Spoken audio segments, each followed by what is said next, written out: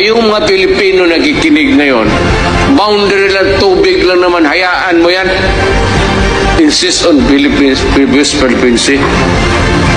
Karami ng dagat natin, di ibigay na lang. Sige, iyon na yun. Sa amin, mayaman naman kayo. Saka probinsya na kami. Province of Philippines, Republic of China. The nearest is Fujian. Hayaan mo lang yung Taipei. Huwag na natin galawin.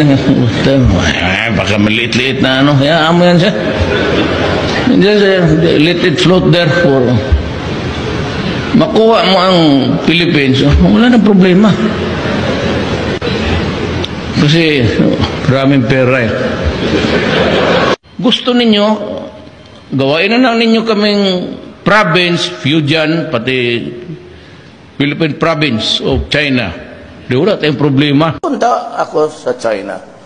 Ngayon, pag ayaw nila, then I will ask the Navy to bring me to the nearest boundary dyan sa Spratly, Scarborough.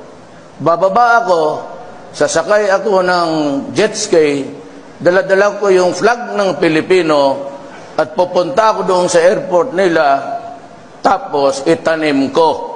Then I would say, this is ours, and do what you want with me. Bahala na kayo. A few moments later. Kaya nga sabi ko, why are you so sparing? Gusto ninyo, gawain na lang ninyo kaming province, Fujian, pati Philippine Province of China. Di wala tayong problema. We see. Mga barko yan. Para lang kami mga baboy na pinagpa... Mga hayop sila. Tinadaan ko na po sa inyo dahil ngayon lang po kayo bumaba. Haramdam naman ninyo siguro ang kahirapan namin.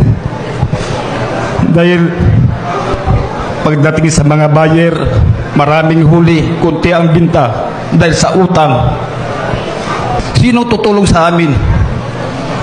Kapag eleksyon, kilala mo kami. Pagdating sa problema, di nyo kami kilala. Malayang pangingisda lang po ang kailangan namin. Tiis kayo sa hirap at gutom. Wala akong pakialam. Bahala na kayo.